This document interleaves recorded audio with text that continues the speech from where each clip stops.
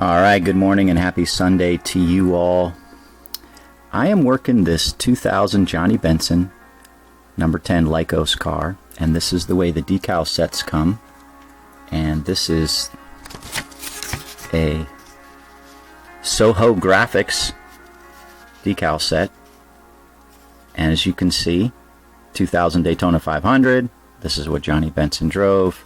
He drove the wheels off this car and had a terrific race, got passed by the Fords at the end, but regardless, a super rare 164 custom die cast car here. One thing that's maybe a little annoying with this decal set is the spacing of these secondary sponsors, maybe tertiary sponsors. They are all spaced out. They're not spaced properly where you can just cut them off in mass and put them on the car. So inevitably you have to cut them out individually and put them on the car, and that, guys, is a pain. So I'm just gonna let the camera roll, and I did it for this one, and I'm going to do it on this one. So, here we go.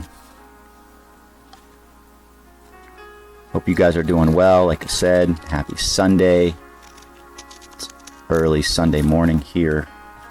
Maybe not too early, but early enough. Trying to get back into my custom making. I told you in my last video I was away for 2 weeks, which is super rare. I think in my career I've only been away for 2 weeks like once or twice before. So being away from my hobby, being away from my house, let alone my hobby, it's not easy. But stupid day job affects my hobby life negatively. But hey, you gotta pay the bills, right? You gotta pay the bills. And so maybe one day I'll call it quits and I'll be able to just devote more time to my hobby. That'd be awesome. But not yet. Not ready to throw in the towel, guys. There's a lot left to be done with my day job. Alright, I'm just going to focus on those. Let's see if I can come up here and get these out. These decals are super soft. So when you're working with these Soho decals and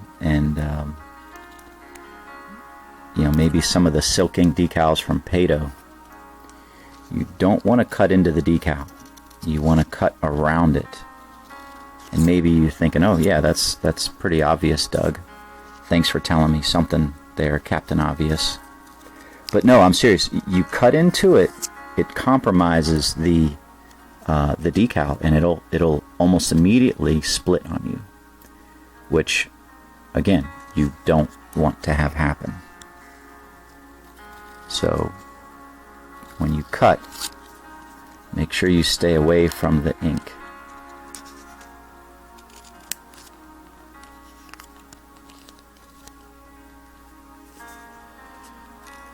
Alright, we'll get after those later. Alright, so I've cut off these guys. Gonna have a lot of little shreds here.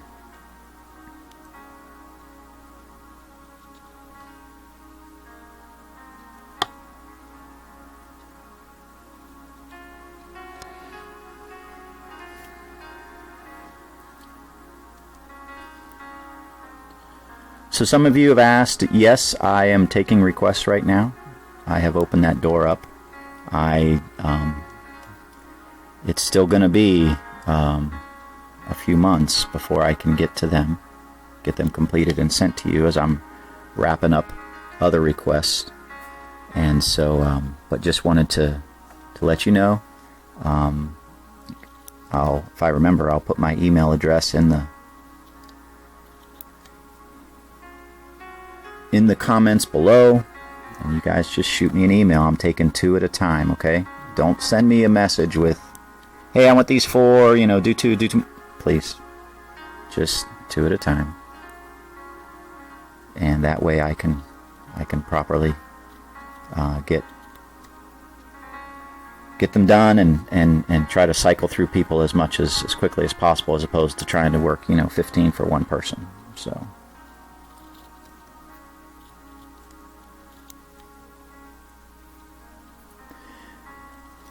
all right,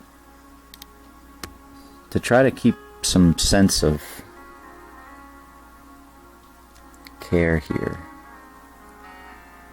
it's sometimes hard to read these things, so when I cut them out, I'm trying to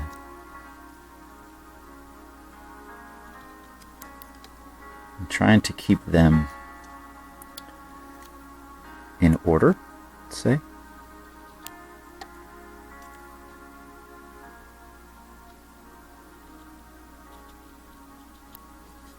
Yeah, if you don't hear, maybe you can see. Got my Dappy T keys going.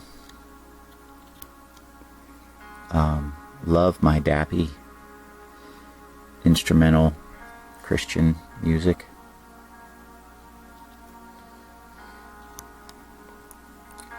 This world, I've said this before, this world will rush us. It will rush us. We will be always rushed. Do this, do that, do this, do that. And we would do well to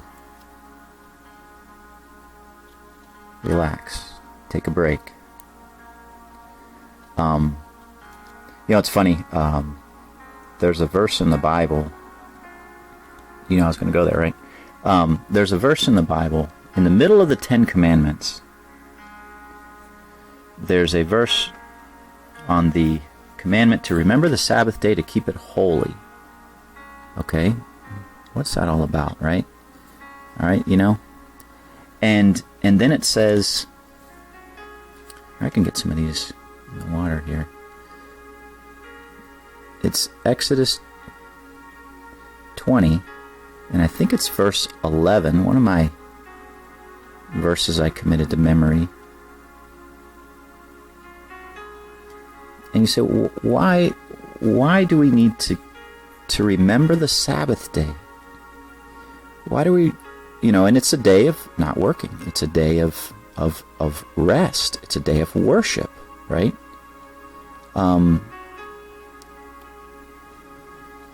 It says, Exodus 20:11, for in 6 days the Lord made heaven and earth, the sea, and all that in them is, and rested the 7th day. Wherefore the Lord blessed the Sabbath day and made it holy. So we have God, who never gets tired, never wearies. I find that funny. Never sleeps, never takes a break himself. But he did. He took a break. I'm sorry, he never needed to take a break. Let's put it that way. He took a break after he created the world in 6 days. And I think it's funny, people say, oh, you can create the world in 6 days. It took 6 billion years. Well, God, in his power and omnipotence, could have created the world in 6 seconds if he wanted to. He did 6 days. And why did he do 6 days? He did 6 days, I firmly believe, to be an example to us. His creation, his beloved human beings made in his image, because he did it to be an example to us, that we would work for 6 days and take a break on that 7th day. God has a purpose for why he does things, and I think that was his purpose for doing it in 6 days. But no, I just, it's so important to take a break. Whether you want to spend it, call it a family day, that's fine. but take a break. Do no work. Relax your brain, your muscles, and obviously I think worship is a huge part of it. Take time to worship, not just by yourself, but worship with other people. There's great joy in corporate worship. We don't know everything. We can learn from other people. We can be encouraged by other people, and we can encourage other people by our experiences. Anyways, I like this instrumental music because it helps me relax.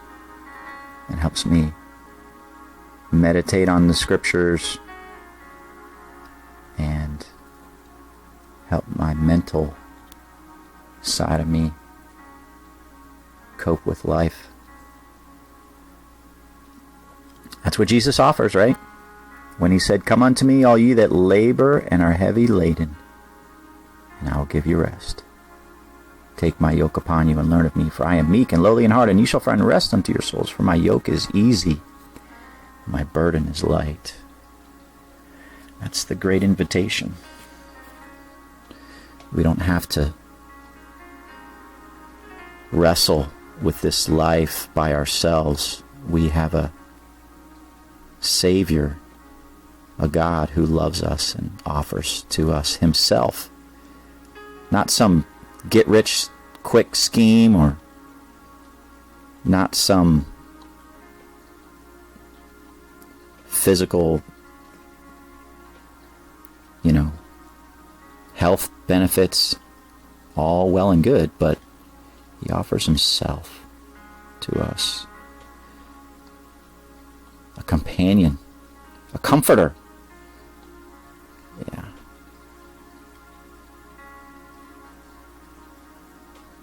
So I'll continue talking as I'm working, as you can see how I'm trying to keep these guys ordered and stuff. Man, little things. But been thinking about Psalm 46 lately. And you guys can look at that on your own. I don't have to show it to you. But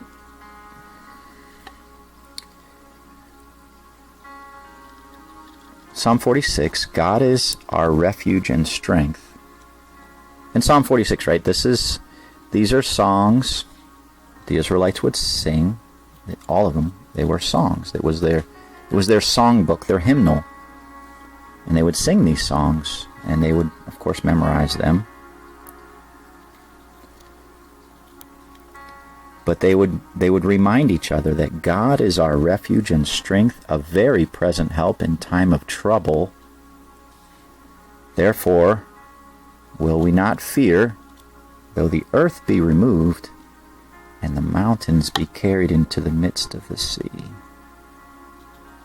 And later in that psalm, we have the famous verse 10 that says, "Be still and know that I am God." Yeah, Satan's all about us not knowing God. Satan's all about keeping our lives so busy that we don't stop and we don't take time to hear that still small voice of God and rest in him. But yeah, so it starts off by saying God is our refuge. And, what is a refuge? It's a place of safety. It's a place of protection. It's a place where we go when we're, just think if there's like a storm, if there's a weather calamity, right? If there's a tornado coming, where do you go? You go to your place of refuge. You go to a place of safety, your inner closet, your bathtub, right? Or whatever, right? Your stronghold. You go there when life is dangerous and troublesome. And there's a lot to be said for the way that Satan works in us, in our minds. Because he'll say, you can handle it. You don't need anybody else. That is one of the problems, I think, that as great as America is, but we have an independent spirit by nature, I think, Americans in particular, to do it ourselves, to go it alone. I got this, right? And yeah, I'm not discounting that God gives us wisdom. He gives us a brain. We're supposed to use it. But at the same point, he tells us to trust, not in ourselves, right? Proverbs 3, 5, and 6. Lean not on your own understanding, in all your ways acknowledge him, and he shall direct your paths, right? So there's an acknowledging, there's a trusting. But there are clear times of trouble where we need to go to a place of refuge. We need a place of safety. And that's what God is. He offers it to us. And that's the key, right? Trouble comes. Maybe we're out in the open. If you have that image of, let's just say we're out in the yard, and lo and behold, there comes the storm clouds. We have a choice. We can stay outside in the storm and try to ride it out, or we could go to that place of safety. We have a choice in that moment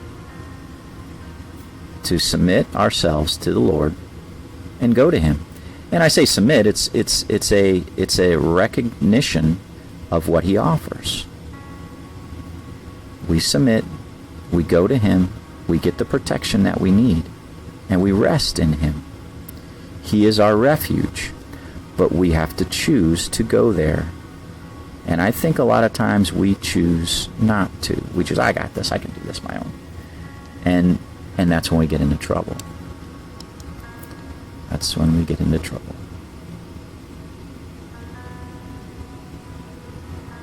We would do well. We would do really well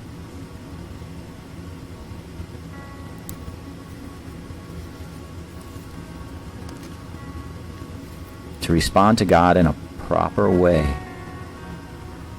by going to him. And there's nothing, I don't want to say there's nothing complicated about it, right? All it is we just find maybe a quiet place of solitude. I went to the park this morning, went for a walk, a little hike. I like to do that when I have some time, usually Sunday morning, sometimes Saturdays, sometimes after work, but just a quiet place, me, some trees, and the Lord. I start talking to him. I just cry out to him. God, I need you. I need your help. I'm working through this, and I'll explain, my problem or whatever, right? And I'll just talk to him. And I'll listen. I'll stop and I'll listen. Because that's the next piece in that chapter. Is God is our refuge and strength, right? Very present help in time of trouble, right? So he's there. He's sitting there waiting for us. How do we get there? Obviously, we talk to him, but then it says, be still and know that I am God. Yeah. Satan will not tell you to be still. Satan tends to rush us into poor decisions, not thinking of the consequences of the action that he wants us to take, not praying about it.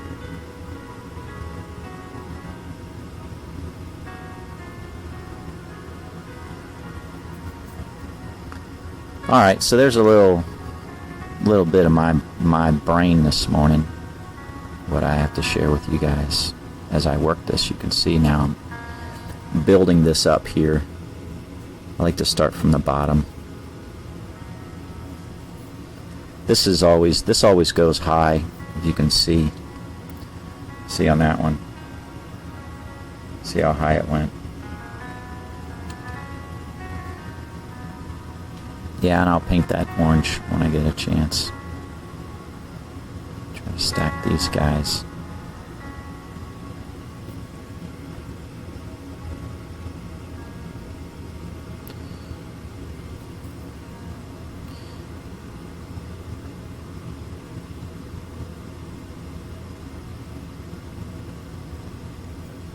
It's interesting how these sponsorships have just disappeared from NASCAR cars now. These things are nowhere to be found. There's just like a little Sunoco logo there. These little stickers are not on today's NASCARs. Kind of sad. Always liked them.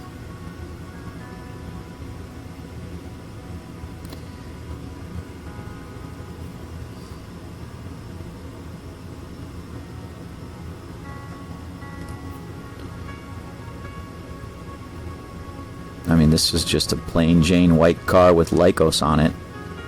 And lo and behold, had a bunch of little secondary sponsors all over it.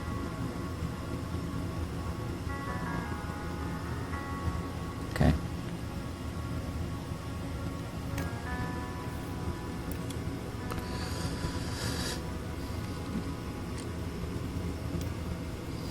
Now, sometimes carrying these over, they will double back on themselves, so you have to be super careful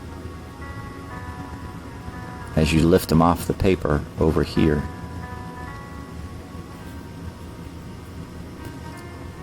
I've had that happen a few times.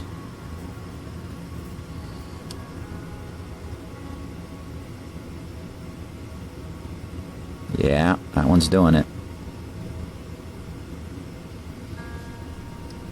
So just bring the whole guy over.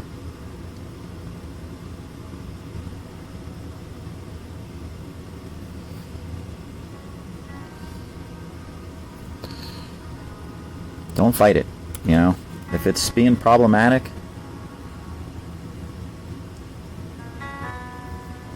so I got this little tissue here. Seems to do a pretty good job of sucking that up. But yeah, if it's being a problem, starting to double back on you when you lift it off the paper, just bring the whole thing over. No sense fighting it.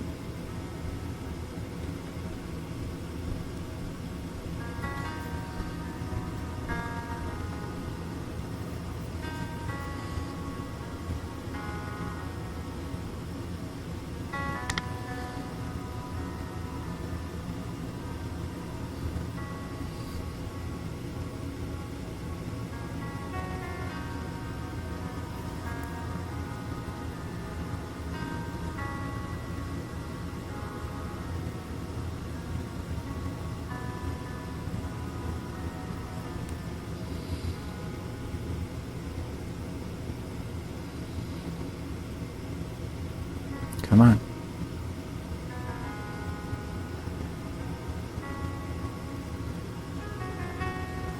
True value. I think that's what that says. I'm not sure. It's so small, I can barely read it from here.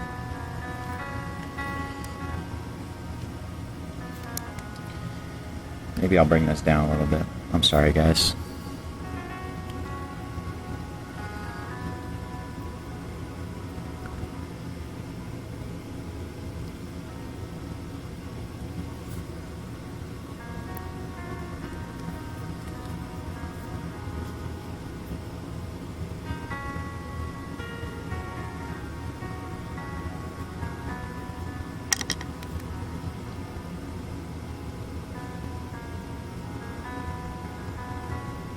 Ooh, that one is curling on me big time. Big time curl there.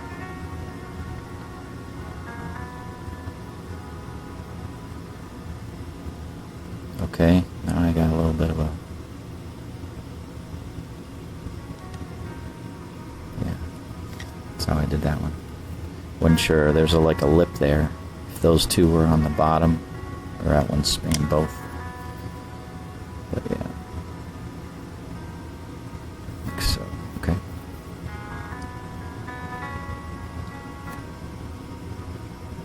I can just tell that one's gonna buckle on me too.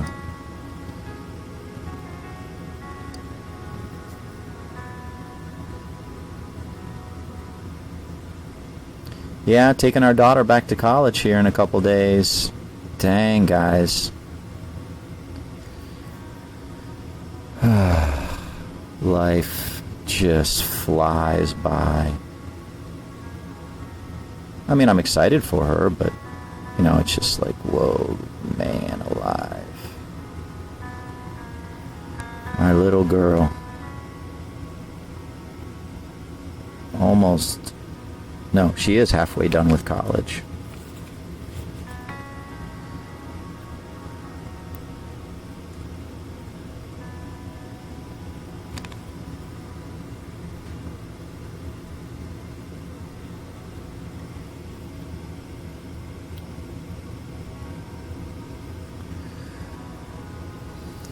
Growing up.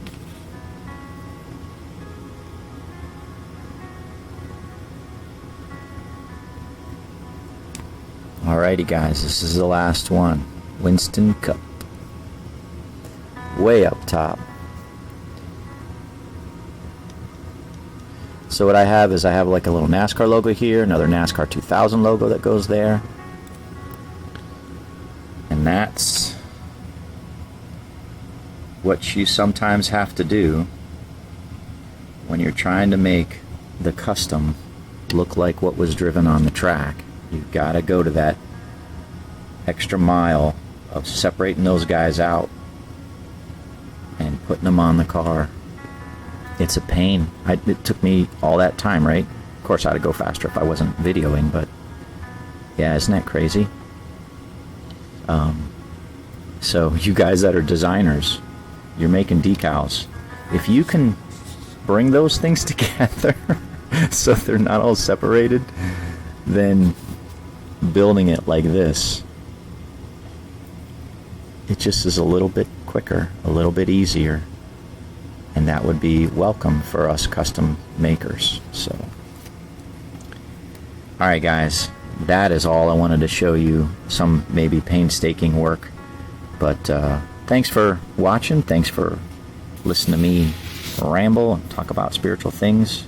Hope it's encouraging to you. Obviously, you know, it's a big part of my life, and